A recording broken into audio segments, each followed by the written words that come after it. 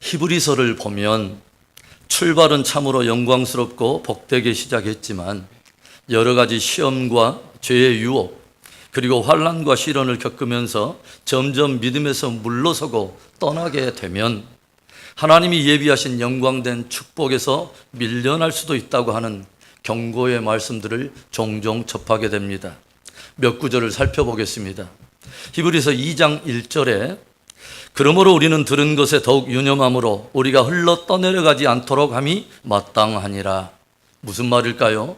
우리는 하나님께서 들려주신 진리의 말씀을 더욱 마음을 두고 주의하여 그것을 굳게 새기고 지킴으로 하나님께서 주신 그리고 우리에게 주실 그 영광된 구원과 축복에서 흘러 떠내려가지 않도록 해야 한다고 하는 것입니다. 과거에 하나님께로부터 들은 진리의 말씀을 경홀히 여기고 유념하지 아니함으로 drifted away, 흘러 떠내려간 자들이 있었음을 들려주면서 너희들은 결코 그렇게 흘러 떠내려가는 자들이 되지 말라라고 도전하는 것입니다. 두 장을 뛰어넘어서 이제 히브리서 4장 1절을 보겠습니다.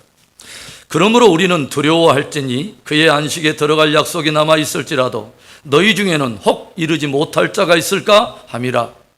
하나님께서 말씀하신 영원한 안식에 대한 약속이 아직도 우리에게 남아 있지만 우리 중에 혹 그 안식에 이르지 못할 자가 있을까 생각해 보아야 한다고 하는 거죠. 혹 내가 그 사람이 되지 않도록 내 믿음을 감검해 보라고 하는 것이죠. 왜입니까?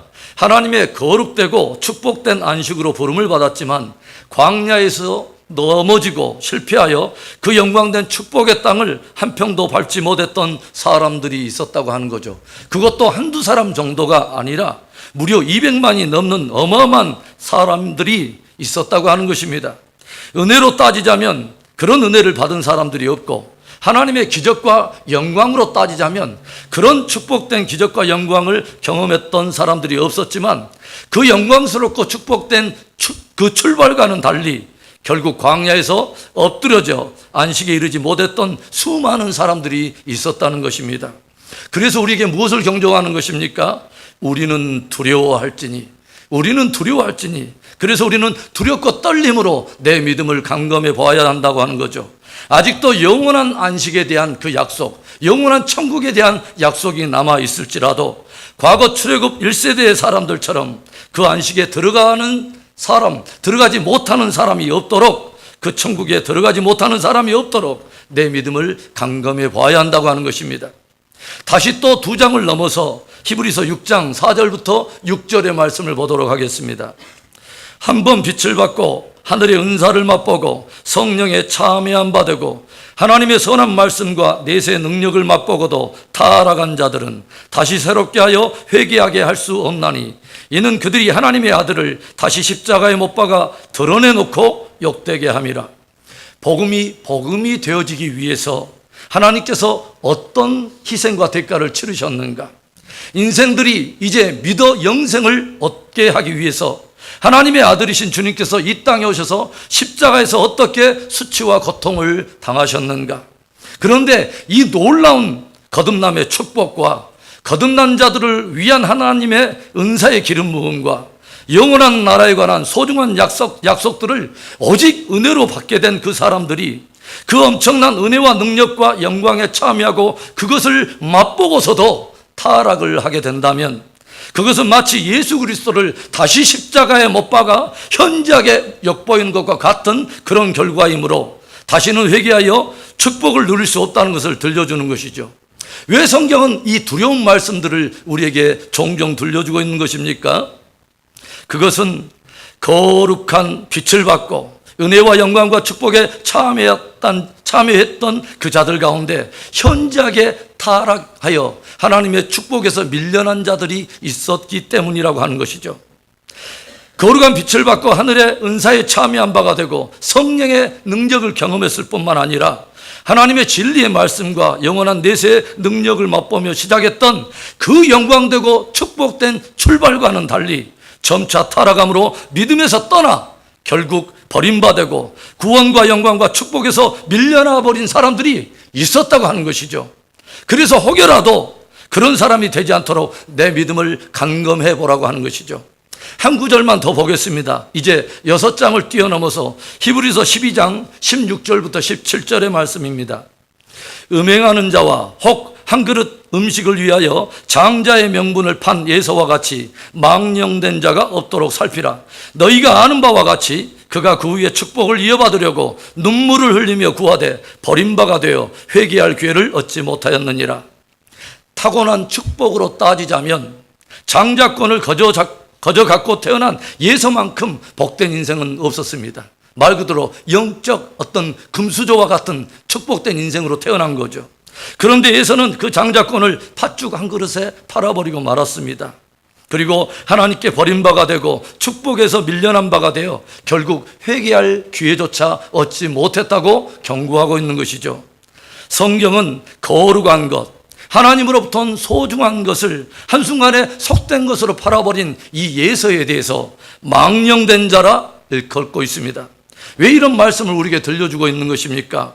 예서와 같이 거룩하고 소중한 것을 그 가치를 모르고 속된 것과 바꿔먹고 축복에서 밀려나는 자들이 있다고 하는 것이죠.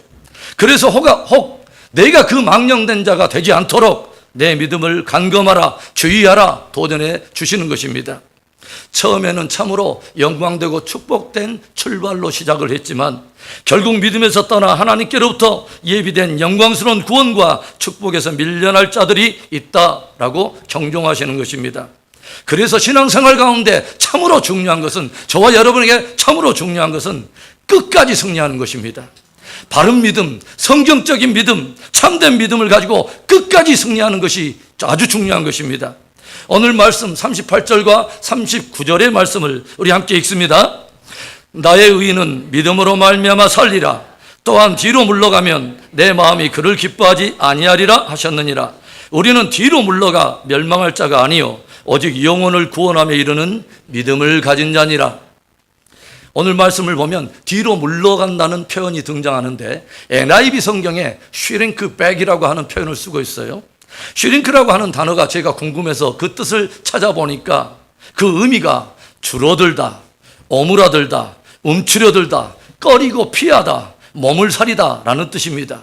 무엇인가 장애와 시험과 시련에 부딪히면서 믿음의 자세와 태도가 현저하게 소극적으로 그리고 부정적인 경향으로 기울더니 움츠려져 버린 그런 상태를 말하는 것이죠. 오늘 본문 말씀이 어떻게 시작되고 있습니까? 전날에 너희가 큰 빛을 받은 후에, 전날에 너희가 큰 빛을 받은 후에 고난의 큰 싸움을 견뎌낸 것을 생각하라 라고 시작되고 있습니다. 히브리서 기자는 이 편지의 대상인 교회와 성도들에게 너희가 전날에 큰 빛을 받았지 않느냐, 그리고 그 큰 빛을 받아, 그 영광스러운 빛을 받아 고난의 큰 싸움을 견디어내지 않았느냐라고 들려주고 있어요. 그리고 이어지는 말이 어떤 것이냐면 그때 너희들은 온갖 사람들에게 비방과 환난을 당하며 구경거리가 되고 기꺼이 그런 일을 당하는 자들의 친구가 되었지 않느냐. 너희가 갇힌 자들을 동정하고 소유를 빼앗김에도 불구하고 기쁘게 그것을 여기며 기꺼이 당했던 너희가 아니냐라고 도전하고 있어요. 그런데 지금 어떻다는 것입니까? 무엇이 문제라는 거죠? 점점 시간이 흘러가면서 너희 가운데 뒤로 물러서는 자들이 있다고 하는 거죠. 여러 신앙의 도전들을 직면해 가면서 점점 침륜에 빠져서 움츠려드는 자들이 있다고 하는 거죠. 점점 오므라들고 움츠려들고 꺼리고 피하는 자들이 있다는 것입니다. 그래서 점점 뒤로 물러나 영광된 축복에서 밀려나고 구원에서 멀어져 가고 멸망해 가는 자들이 있다라고 들려주고 있는 것입니다. 그래서 오늘 말씀 속에서 주님은 강력하게 그들을 도전하고 있는 것입니다. 뒤로 물러나는 믿음이 되지 말고 전진하는 믿음을 회복하라, 끝까지 승리하라 라고 우리를 도전하는 것이죠. 그렇다면 전진하는 믿음, 끝까지 승리하는 믿음을 위해 주님께서 들려주는 도전이 무엇일까요? 첫째로는 영구한 기업을 주목하라는 것입니다. 영구한 기업을 주목하라. 우리 다시 한번 32절부터 34절의 말씀을 보겠습니다.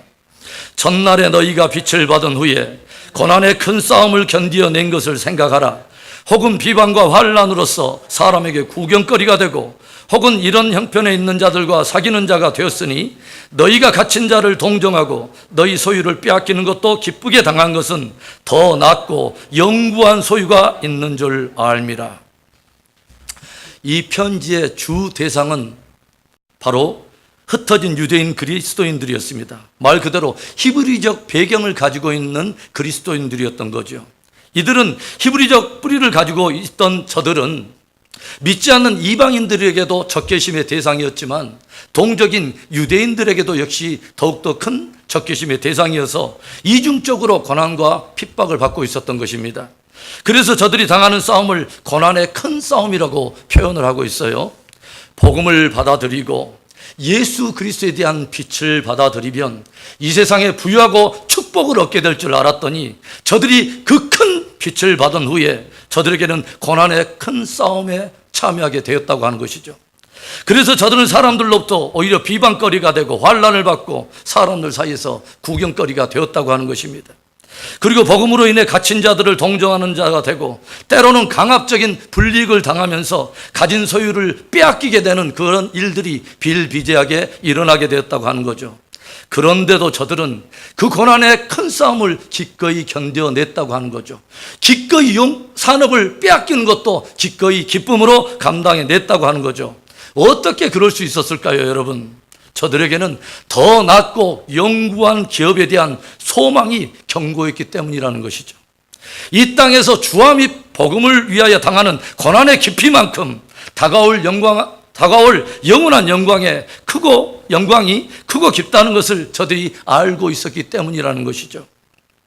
그런데 그런 저들이 왜 뒤로 물러나게 되었을까요? 왜 점점 물러나서 침륜에 빠지는 믿음이 되었을까요? 그것은 영원한 기업에 주목하는 저들의 믿음의 시선이 점점 흐려졌다고 하는 것입니다. 영원한 것을 실제로 붙들었던 저들의 믿음의 무게가 현세적인 눈에 보이는 것으로 그 가치를 실제로 붙드는 믿음으로 점점 기울어졌다고 하는 거죠. 영원한 기업을 주목하던 저들의 시선이 이제는 육신의 정욕과 안목의 정욕과 이생의 자랑거리로 기울었다는 것입니다. 그래서 전날에 기꺼이 주님 때문에 싸웠던, 기꺼이 주님 때문에 당했던 그 비방과 고난의 가치보다는 이 땅에서 안전과 평화의 가치를 더욱 마음속에 사모하게 되었다고 하는 것입니다. 복음으로 인하여 갇힌 자가 되기보다는, 그러한 이유 때문에 갇힌 자들의 친구가 되기보다는 이제는 복음 때문에 가져야 될 부담에 대해서 자유하고 져야 될 십자가에 대해서 자유하고 이제는 아무런 부담 없는 기독교, 아무런 부담 없는 십자가, 아무런 부담 없는 믿음을 동경하기 시작했다고 하는 것이죠. 그리고 주님을 따르며 빼앗기며 잃는 것을 두려워하기 시작했다고 하는 것입니다. 오늘날 유럽 교회가 바로 그 결과이고 현대 교회는 그 뒤를 따라가고 있는 한 단면을 우리에게 보여주고 있습니다.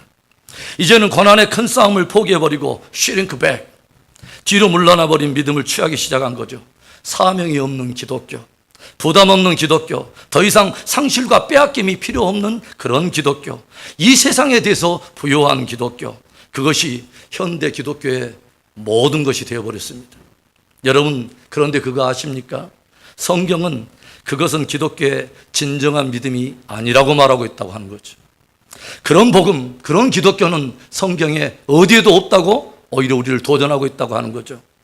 요한계시록에 7교회가 등장하는데 이 7교회에 대한 해석에 대해서 이것은 예수님의 초림으로부터 다시 오실 예수 그리스도의 재림 때까지의 7교회 시대를 보여주는 7교회의 역사이다 라는 그런 해석이 있습니다. 그 해석에 따르면 에베소 교회는 사도들이 살아있을 때에 사도들 중심으로 생성된 초대 교회의 한 예표인 것이죠. 그리고 이어지는 서머나 교회가 나오는데 그 이름의 뜻이 모략입니다. 고난을 의미하는 것이죠. 이것은 사도시대 이후에 AD 320년까지 황제들에 의해서 잔혹하게 자행되었던 기독교 핍박의 역사, 순교자 시대를 예표하고 있다고 하는 거죠. 그런데 놀랍게도 그 서머나 교회에 보내는 예수님의 서신은 놀라운 것입니다. 내가 너희의 궁핍과 환난을 아노니 실상은 너희가 부요한 자니라. 실상은 너희가 부요한 자니라. 예수님의 그 입술에서 실상의 평가를 부요하다고 칭찬을 받고 있는 이 서머나 교회. 그리고 이어지는 교회가 버가모 교회입니다. 그 이름의 뜻은요, 탑과 결혼했다라는 뜻을 가지고 있어요. 즉 지금까지 핍박과 환난으로 인하여 카타콤 숨어있던 교회들이 기독교가 국가교회로 공인되면서 정치와 이제 결혼하게 되고 국가 종교로서 격상되었다고 하는 거죠. 그리고 네 번째 교회가 바로 두아디라 교회인데 그 뜻이 관을 쓰고 있는 여인이라고 하는 뜻을 가지고 있습니다. 즉 세상에 화려한 관을 쓰고 있는, 세상의 영광을 취하고 있는 한 여자의 이미지를 교회로 드러내고 있다고 하는 거죠. 이것은 국가교회 시대를 지난 중세 1000년의 가톨릭 시대의 한 예표인데, 아이러니컬하게도 고난과 핍박의 시대의 한 예표인 서머나 교회는 실상이 부유하다 하신 그 주님께서 이 가톨릭 시대의 한 예표인 두아디라 교회에 대해서는 함구하고 계신다고 하는 거죠. 오히려 사단의 위라라고 오히려 책망하고 있다고 하는 거죠. 여러분, 이상하죠? 이 중세 1000년의 가톨릭 시대, 이 시대를 오히려 세상의 화려한 영광 가운데 있던 그 교회 시대임에도 불구하고 우리는 뭐라고 말하냐면 중세 암흑 시대라고 말하죠. 왜죠? 세상에 아무것도 줄 수 없는 교회, 세상의 가치관에 동화되어서 아무런 빛을 발할 수 없는 그 교회를 암흑 시대라고 말하고 있다고 하는 거죠. 오늘 히브리서 말씀을 통해 주님 우리들에게 들려주세요. 전날에 너희가 빛을 받은 후에 고난의 큰 싸움을 견디어낸 것을 생각하라.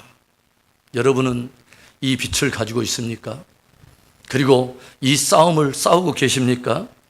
빛을 가지고 있는 교회는 싸우는 교회입니다. 기득권을 지키려고 교회 안에까지 영역을 끌어들여 혈과 육으로 멱살 잡는 그 싸움 말고, 작은 것 하나만 이뤄도 핏대를 세우며 싸우는 그 싸움 말고, 믿음의 선한 싸움, 영혼 구령을 위한 싸움, 악한 세력과의 영적 전쟁을 기꺼이 치러내는 바로 그 싸움 말입니다. 저는 문득 그런 생각을 한번 해봤어요.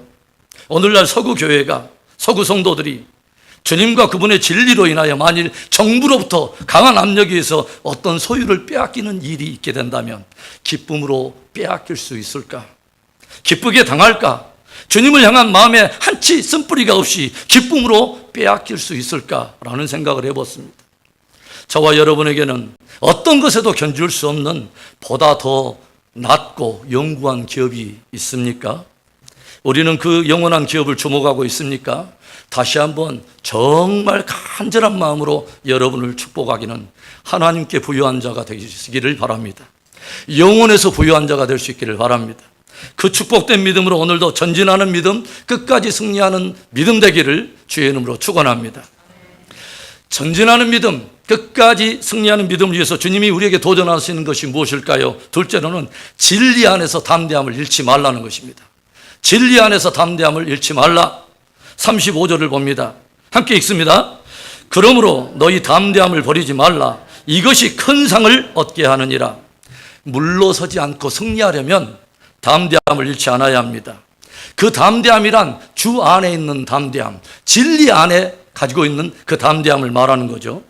저는 새벽마다 잠언을 강의하고 있는데 잠언 24장 5절에 이런 말씀이 있어요. 지혜 있는 자는 강하고 지식 있는 자는 힘을 더하나니, 이런 말씀이 있어요.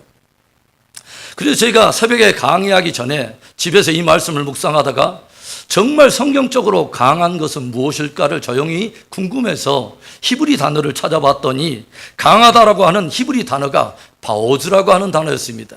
그런데 그 뜻이 뭐냐면 그 힘 안에 뿌리를 내리다, 그 안에서 확고히 서다, 이런 뜻을 가지고 있었어요. 한마디로 성경적으로 강한 자가 어떤 사람인가? 하나님 안에 뿌리를 깊이 내리고 있는 사람, 그 진리 안에 견고히 서 있는 사람을 강하다고 말한다고 하는 거죠. 진리 안에 뿌리를 받고 진리 안에서 확고히 서 있을 때 우리는 담대할 수 있습니다. 왜냐하면 내가 가진 그것이 진짜 진리이기 때문에 그렇습니다. 진짜 진리를 가지고 있다고 하는 확신이 있다고 하는 거죠. 어제 새벽 예배 때에 한 여인이 보여준 담대한 믿음, 용기 있는 믿음을 나눴어요. 몇 해 전에 서부 워싱턴주에서 동성 결혼을 위해 꽃을 주문하는 사람에게 동성 결혼을 위해서는 꽃을 팔지 않겠다고 하여 소수 인권 차별로 인해 고소를 당하고 주 법원으로부터 법원 판결을 받았던 70세 할머니가 계셨어요. 그분의 이름은 스터츠맨이었습니다. 그런데 이 스터츠맨 여사는 주 검찰에 보낸 사유서에서 가론 유다의 이야기를 빗대어 스스로에 대해서 이렇게 변증을 했습니다. 영원한 가치를 은 30냥에 판 배신자와 같은 삶을 나에게 살라고 요구하는 것이라면 나는 결코 그렇게 할 수 없습니다. 워싱턴 주법은 종교의 자유와 더불어 양심의 자유가 있다는 것을 제가 알고 있습니다. 나는 결코 하나님을 섬기는 나의 신앙에 근거하여 나의 양심을 거스릴 수는 없습니다. 이 서한을 제출했다고 합니다. 이 스터츠맨 여사는 이 세상의 법과 하나님의 법이 충돌할 때에 그녀가 더 무게를 싣고 진짜 진리라고 붙들고 있는 하나님의 법을 따르며 진리 안에서 담대한 믿음을 보여준 것이죠. 참으로 바오스, 강한 것이 무엇인가를 보여준 것입니다. 진리 안에서 뿌리를 받고 그 진리 안에서 확고히 서 있는 그 강함을 보여준 것이죠. 이 여자의 이야기가 많은 사람들에게 알려지면서 그녀를 돕기 위한 펀드가 조성이 되고 무려 10만 불이 넘는 경력금이 그녀에게 전달이 되고 트럼프 정권이 들어서면서 그 문제는 전혀 다른 차원으로 그녀에게 명예롭게 해결이 되었습니다. 그런데요, 바로 그 즈음에 뉴욕에 있는 1만 명 성도들이 모이는 교회 목사님이 설교 가운데 이런 끔찍한 말씀을 전합니다. 하나님은 우리들의 평화를 원하십니다. 그러기에 그 누군가가 강단에서 예수 외에는 구원이 없다고 말을 한다면 그것은 존경한 사람들에게 불화를 조성하는 것이 되므로 하나님께서는 절대로 그런 믿음을 원하지 않습니다. 여러분, 놀랍죠? 이것이 성경적인 설교입니까? 성경이 말하는 복음입니까? 그 설교를 하는 그 목사님의 영혼도 하나님 앞에서 끔찍하겠지만 그 설교를 들으며 아멘하며 즐거워하고 있는 1만 명 성도들의 영혼도 하나님 앞에 끔찍한 것 아니겠습니까? 여러분, 진리 안에서 강한 여러분 될 수 있길 바랍니다. 하나님은 그의 자녀들이 진리 안에서 담대히 행한 것을 기뻐하시고 바로 이 담대함이 큰 상을 얻느니라 라고 우리를 도전하고 있습니다. 요한 3서 1장 2절부터 4절의 말씀입니다. 사랑하는 자여, 내 영혼이 잘됨같이 내가 범사에 잘되고 강건하기를 내가 간구하노라. 형제들이 와서 내게 있는 진리를 증언하되 내가 진리 안에서 행한다니 내가 심히 기뻐하노라. 내가 내 자녀들이 진리 안에서 행한다함을 듣는 것보다 더 기쁜 일이 없도다. 그리스도 예수 안에서 큰 빛을 받은 후에 그 복음과 진리를 붙들고 고난의 큰 싸움을 기꺼이 싸우던 히브리 교회와 성도들, 그런데 그런 그들이 어느 순간에서부터인가 점점 세속적인 가치와 함께 타협하더니 고난을 피하고 진리의 싸움에 움츠려들면서 점점 뒤로 물러나 침륜에 빠져가고 있을 바로 그때에 주님께서 강력하게 그들의 영성을 경성하며 도전하는 말씀이 있었습니다. 너희 담대함을 잃지 말라. 이것이 큰 상을 얻게 하느니라. 이것이 큰 상을 얻게 하느니라. 늘 진리의 말씀을 사랑하고 그 안에 뿌리를 내리고 그 안에서 담대히 행함으로 주님의 큰 기쁨이 되고 큰 상을 얻는 승리 공동체 될 수 있기를 주의 이름으로 축원합니다. 끝까지 승리하는 믿음을 위해서 주님이 도전하시는 것이 무엇일까요? 셋째로는 주의 다시 오심을 기억하며 인내하라는 것입니다. 36절과 37절의 말씀, 너희에게 인내가 필요하면 너희가 하나님의 뜻을 행한 후에 약속하신 것을 받기 위함이라. 잠시 잠깐 후면 오실 이가 오시리니 지체하지 아니하시리라. 우리들의 신앙생활 가운데 가장 쉽지 않은 영역이 있다면 바로 인내하는 것입니다. 그런데 오늘 성경은 우리들에게 반드시 이 인내가 필요하다고 들려주고 있어요. 왜냐하면 하나님의 뜻을 다 행한 후에 약속하신 것을 받기 위해서 이 인내가 반드시 필요하다는 것이죠. 여러분, 그러면 마침내 약속하신 것을 주님께서 우리에게 주시는 그날이 어떤 날입니까? 그것은 주님이 바로 이 땅에 다시 오시는 날이죠. 바로 주의 재림의 날인 것입니다. 그래서 우리에게 그 날을 바라보며 기꺼이 인내하라고 도전하고 있는 것이죠. 이제 창세로부터 흘러온 역사는 어느덧 역사의 마지막 막바지에 이르러서 주님의 재림을 둘러싸고 일어나게 될 일에 대한 모든 예언들이 역사 속의 수면에 서서히 드러나고 점점 선명하고 강도 있게 성취되고 있음을 우리는 눈으로 보고 있습니다. 저는 제 개인적으로 한국에서 약 25년 전 청년 사역할 때부터 요한계시록과 또 마지막 시대와 관한 여러 주제들을 다양한 각도에서 강의하며 전파해 왔습니다. 교회와 성도들이 성경이 말하는 끝을 안다는 것이 얼마나 중요한 일인지 몰라요. 끝까지 승리하려면 말 그대로 끝을 알고 있어야 된다는 것이죠. 그래야 때에 맞는 양식을 준비하고 때에 맞는 믿음을 준비하여 끝까지 승리할 수 있는 것 아니겠습니까? 끝에 나타날 주님의 영광과 주님의 오신 날에 드러날 우리들의 영광을 정말 알아야 소망 가운데 인내할 수 있겠지 않겠습니까, 여러분? 성경 요한계시록의 마지막 이야기는 주님의 재림과 함께 일어나게 될 어린 양의 혼인잔치와 그리스도와 함께 영원토록 통치하게 될 성도들의 영광을 그려내고 있습니다. 바로 어린 양이신 예수님과 그의 신부된 성도들과의 혼인잔치의 이야기, 그리고 주님과 함께 통치하는 영원한 영광의 이야기가 요한계시록의 마지막 쓰임인 것이죠. 여러분, 신랑과 정혼하고 이제 결혼식을 앞둔 신부에게 있어서 가장 흥분되고 영광된 날이 어떤 날일까요? 바로 혼인날인 거죠, 여러분. 만일 그날을 둔하게 바라보고 있다거나 아무런 감각 없이 그날을 기다리고 있는 신부가 있다면 무언가 신랑과의 문제가 생긴 것이죠. 아니면 그 신부에게 뭔가 문제가 있는 것입니다. 우리들은 작은 약속을 우리가 서로에게 했지만 그 약속 시간에 늦게 될 때에는 발을 동동 구르며 차가 빨리 오기를 기다리곤 우리가 한 적이 있죠. 직장에서 일터에서 일을 하다 보면 바쁘고 피곤한 하루 일과가 빨리 끝나기를 지친 마음으로 간절히 기다릴 때가 우리가 있습니다. 학생들은 기말고사가 끝나고 방학이 오기만을 기다리고, 출산을 앞둔 산모는 빨리 태 속의 아이를 만나보기를 원하고, 군에 간 아들을 둔 그 부모는 빨리 제대하는 날을 기다리고, 소풍을 앞둔 아이들은 전날 밤 기대감에 잠을 설치면서 내일이 오기를 간절히 기다리죠. 그런데 우리 그리스도인들에게는 그보다 더 간절하고도 가슴 저미는, 가슴 설레는 기다림이 있다고 하는 것이죠. 신랑 되신 예수님께서 우리를 데리러 오시는 바로 그 날에 대한 기다림, 어린 양 되신 예수님과 함께 혼인잔치를 하며 영원한 통치의 영광을 취하게 될 바로 그 날에 대한 기다림 말입니다. 주를 위하여, 복음을 위하여, 진리를 위하여, 믿음을 지키기 위해서 헌신하며 수고했던 그 흘렸던 눈물을 주님께서 친히 씻어주시는 바로 그 날에 대한 기다림 말입니다. 성경의 마지막은 바로 그 날을 간절히 기대하며 기다리는 신부의 갈망으로 끝을 맺고 있죠. 아멘, 주 예수여 오시옵소서. 아멘, 주 예수여 오시옵소서. 주님의 다시 오심에 대한 저와 여러분의 시선이 흐리지 않기를 바랍니다. 그 갈망이 식어지지 않기를 바랍니다. 그날을 주목하며 그날을 갈망하며 인내로 경주해 왔던 우리의 믿음이 뒤로 물러나지 않기를 바랍니다. 자전거를 타고 가는 사람이 넘어지는 것은 매우 쉽죠. 더 이상 페달을 밟지 않으면 되는 것이죠. 가만히 있으면 서서히 속력이 줄면서 결국 멈추고 균형을 잃어버리고 넘어지는 것입니다.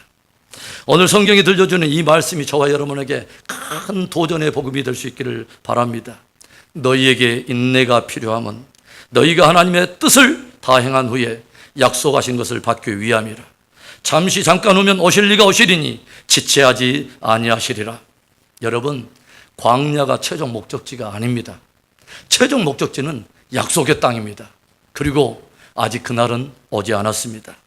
주님의 다시 오심을 기억하며 인내로 믿음의 경주를 다하여 끝까지 믿음 승리하는 은혜가 있기를 주의 이름으로 축원합니다.